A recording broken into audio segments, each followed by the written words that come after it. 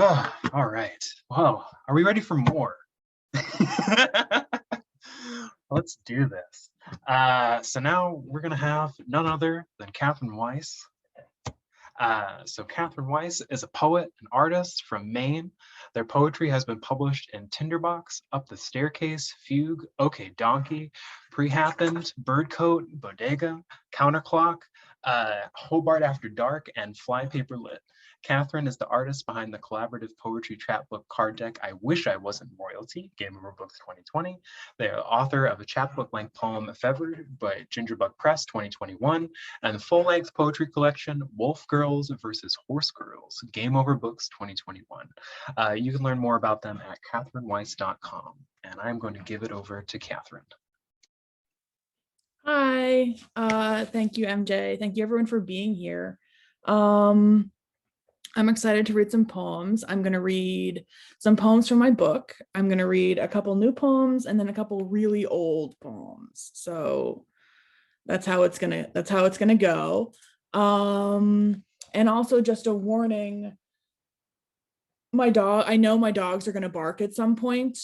It's just going to happen. I have two dogs, and when anything happens, like someone drives by or someone comes home, they're going to make a racket and it's going to happen. So we'll get through it together. All right.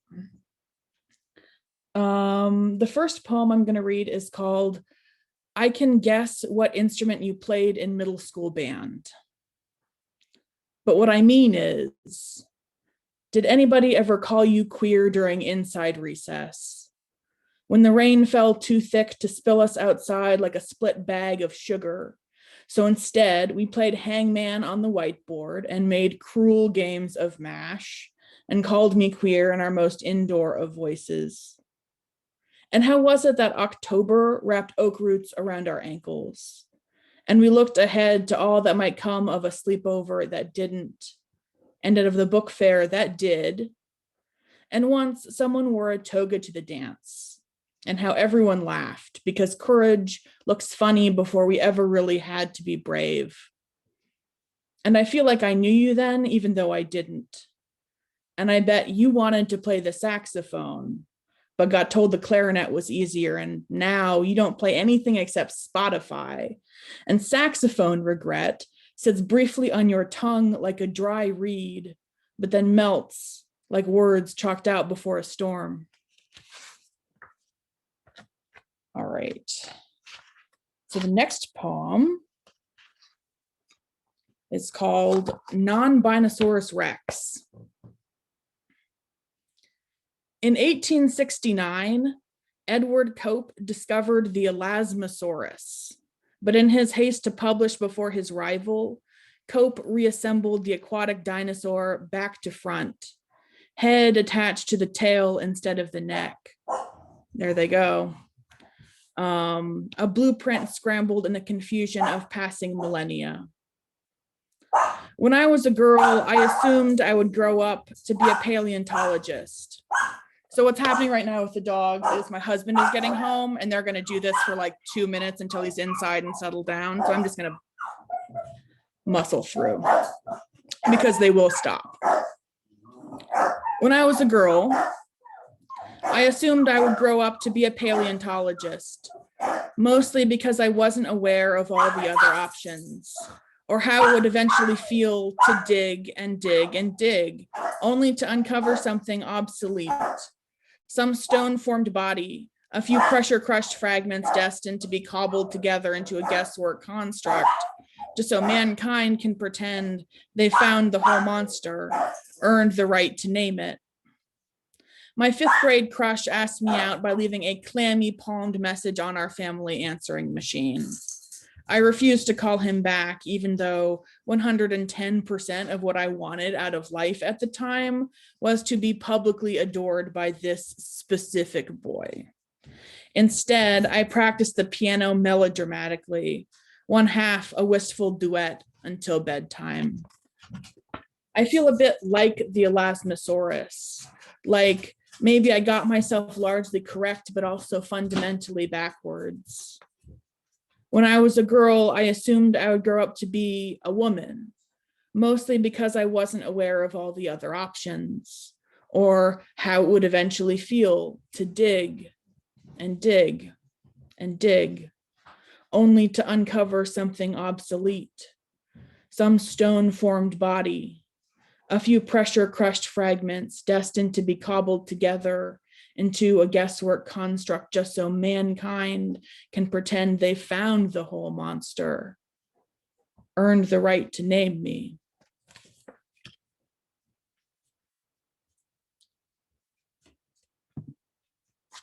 So this book is about middle school, a lot of it. The first half is middle school poems, and the second half is about like the fallout from middle school. And like, so this poem is from the first half of the book. It's called Why Am I Like This? In 7th grade, I was sure my crush would love me if we wore the same size shoes. So I convinced my parents to buy me sneakers to grow on. This was my very good plan for getting a boyfriend. At the pool party, I tried to demonstrate I was ready to be asked out. Look, we both wear size 9, haha. He glanced at my feet and said, yours are women's, not men's. We still wear different sizes. I tell the story like it's funny because dramatic irony is when the audience knows something the characters don't. By 8th grade, I hoped if I called the pretty ones boring enough times, I might steal all their boyfriends. Tell me, if life isn't a competition, why am I trying so hard to win it? One time I ran the mile in gym and my face stayed red for hours. One time I flashed some grown-ups just trying to have a quiet lunch. One time I emailed my friend from a fake Hotmail to say, nobody likes you because you're a bitch. I explain all this to help you understand why I resented the Spice Girls. There were so many, and none of them were me.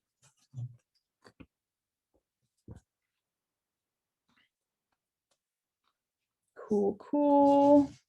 The dogs are running around, but at least they're not barking. I'm gonna have a drink of coffee because I make good choices at 7:30 at night. All right, this one is called Plurals. I've always liked a good fancy plural, attorneys general, poets laureate, captain's crunch. I like to Google my name to see all the Catherines Weiss, the mommy blogger, the fine arts model, the civil rights lawyer. And then there's me, who was once so infatuated with a boy that freshman year I took a frigid 4-hour bus trip to hang out.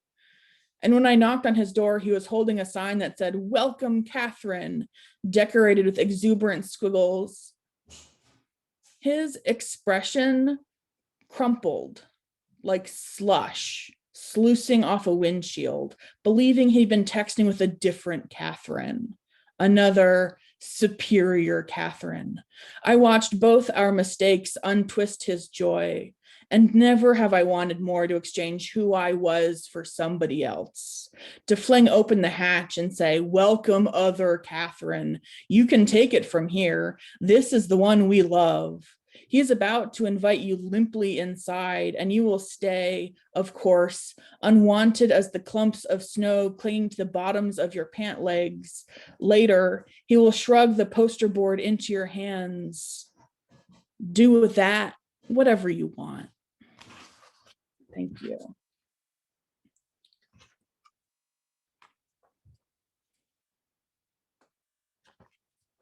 All right. This is my last one from the book.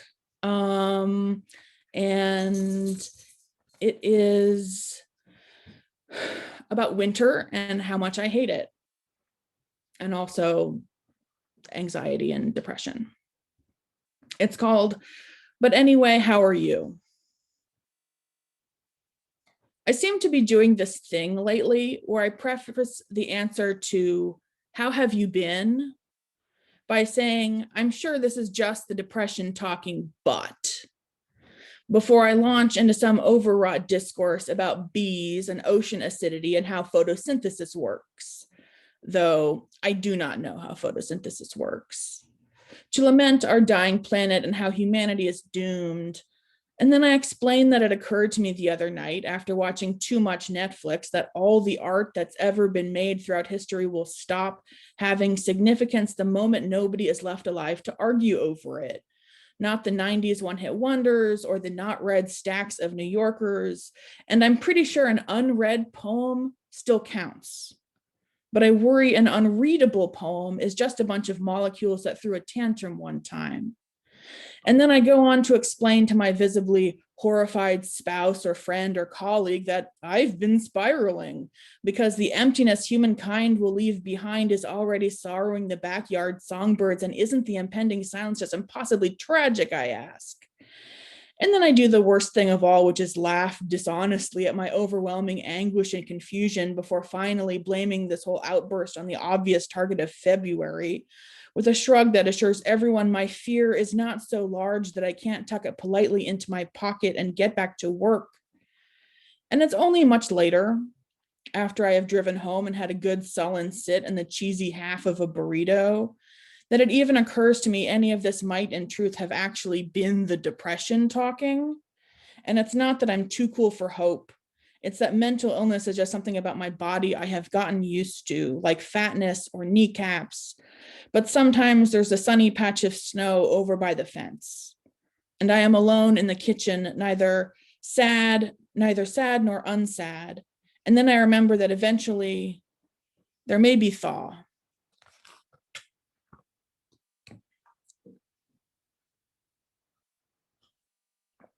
All right, so I'm going to read a couple new poems. This is called Night Moose.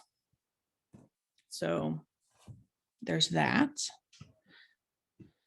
The only fact I remember from the freshman year human evolution course is that thing about the earliest evidence of civilization being a broken femur whose person didn't die from the wound.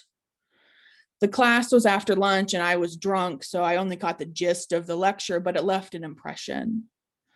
That was the year I missed Thanksgiving because I was too hungover to get on a train. And that was also the year I bought 4 sterling silver Swiss Army knives from Tiffany's with a credit card for no reason except mania. This is the year my dad left Thanksgiving to fly across the country because his mother is dying, and I cry when nobody else is in the room. This is the year I wanted to move back to New York City to recapture my youth until I visited and felt like a dinosaur. And this is also the year I bought a keytar with a credit card for no reason except mania. I don't get hangovers anymore, but I do lie in bed and worry about the thin veil between life and death. We get better, we get worse. Last night, I dreamed a giant moose with shimmering rainbow antlers walked out of the ocean. My husband sings, "Working on my night moose," when Bob Seger comes on the radio. I want to keep working on my night moose. I want to live long enough to mend.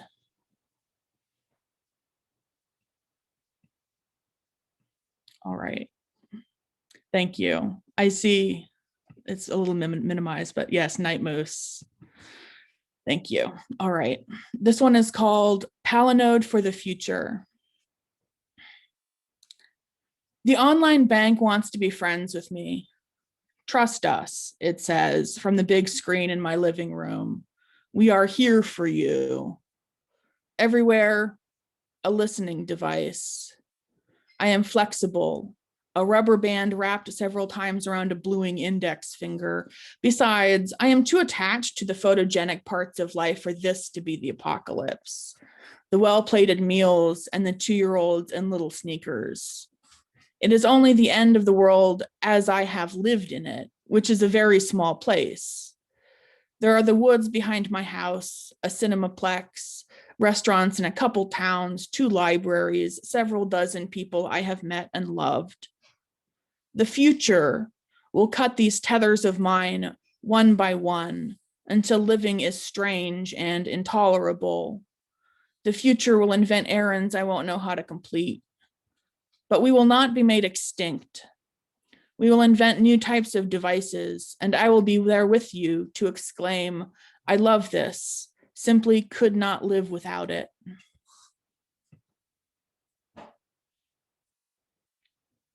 Thank you. All right, this one is called A New Life Plan.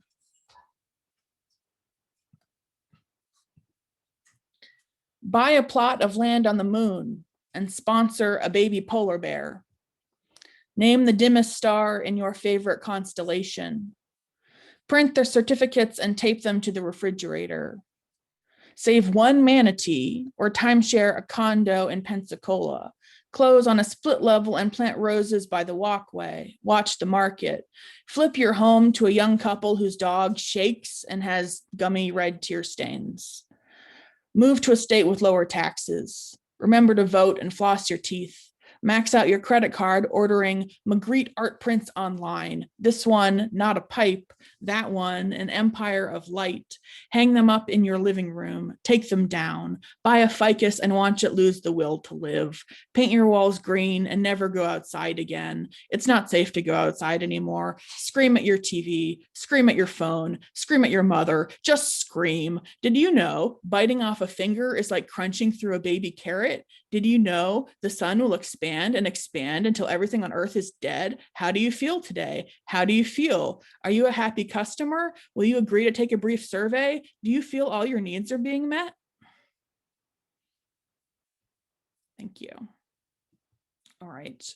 I have a couple more. These last ones have all been new. This one is also new. It's called Ekphrasis of Image 0585, a selfie from 2004. Nothing looks as desperate as a teen girl's confident gaze. Or maybe I think this because I am too well acquainted with the artist. It's not my all-time favorite shot, those ill-tended eyebrows, but the light was good and golden. That year, she learned how to be young, desired, desiring, radiant, and plain, a body and a person for the first time cohabitating. Is she beautiful in this photo or merely thin? What difference does it really make? Still, I want what she has, a puka shell necklace and what?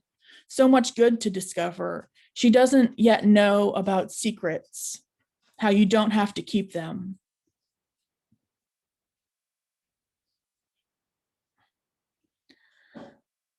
All right, I have two more. This one is old, and so content warning for these next two, mention of suicide. It's 11:30 on a Wednesday night. I'm sitting in a bar with my poet friend, and I want to show him my latest scribbles because I am also a poet. This is what I'm into, mashing words together and comparing our favorite flavors of sadness. When I finish reading the poem aloud, my friend nods like he has picked up more than I meant to set on the table between us. He sips 2 times from a comically large mug of beer. My forearms ache just looking at the thing. Finally, he observes that lately I've been really into living forever. He's not wrong. I have accidentally used the phrase live forever twice in this single model and handwritten page, but it's embarrassing to have it pointed out. Like I'm being accused of owning the entire discographies of Avril Lavigne and Sum 41. Understandable if you're 14, but by now you ought to be more savvy than that. I'm not savvy, I'm a poet. I talk around my wounds, write the other side of what I mean. The opposite of living forever is ending my life today. I'm saying I used to be 14 years old, and my sharpest desire was to slow dance with somebody cute, optional, salt sweat palms, bodies swaying out of sync, Unspeakable ripples spreading in every direction. Love is the best feeling when you've only known it by the stabbing end, before the daily work of stay.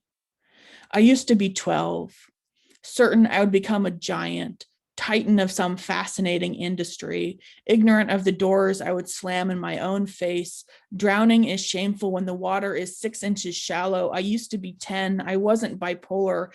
I used to be 8. I didn't sink through the floor when the sun went down. I used to be 6. A classroom terrarium offered milkweed and living gifts of green and gold. I watched a monarch crack itself open, emerge flushed and triumphant, the last butterfly of summer, a life starting and ending in the blink of a wing.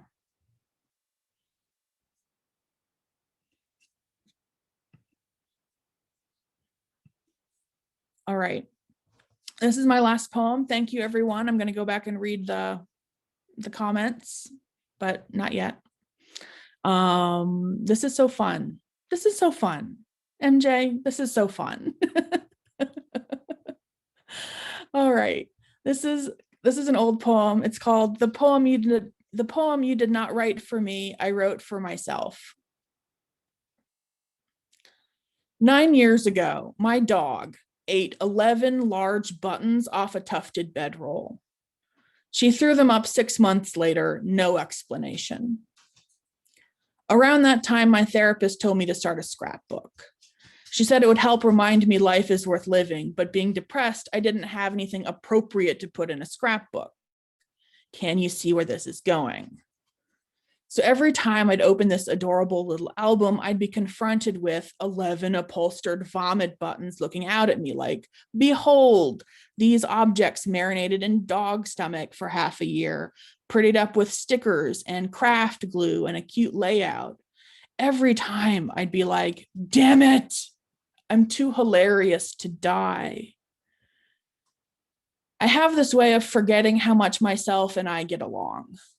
I have never been effortlessly anything, and I hate myself for trying. Love myself for the hunger, hate the humiliation, love the persistence. I don't need your poems about falling in love with me. It may seem unlikely, but I already love me more than you ever could. More than I'd ever even want you to, more than would be altogether comfortable for either of us. I have built this affection for myself out of the splintered bones of all the people I didn't grow up to be. The painter, architect, astrobiologist, the person whose dog is well behaved. Sometimes loving myself can look like repurposed garbage, but I'll take it. I'll write that shit a poem. Because I think I understand the allure of eating cushion buttons, or at least the need to pull on whatever hangs by a thread until every good choice unravels. The scrapbook seems to be working. I'm still kicking around, laughing at my own jokes. You don't write me poetry, and that's fine. Not everybody has a way with words, though I'd be lying if I said I never wished you'd write about me. But maybe in your poem, I'd look like somebody else. Soft-focused, rose-lit, and lovable. Maybe in your poem, I didn't survive. Thank you. Oh my God. Oh, it was amazing. Every time, Catherine Weiss. I had to turn off my own video just so I could compose myself and sob during some of those poems, but that was just incredible. I also would like to just think that your dogs were really stoked for that one particular poem. Like that was just their jam, and they're like, "Yeah, my shit, woof!" like Team Wolf Girls. But that was beautiful. And yes, this is a great time. I'm really glad. I was dragging myself earlier, but this is wonderful. This has been a beautiful night. Thank you all, and to the authors again for doing this.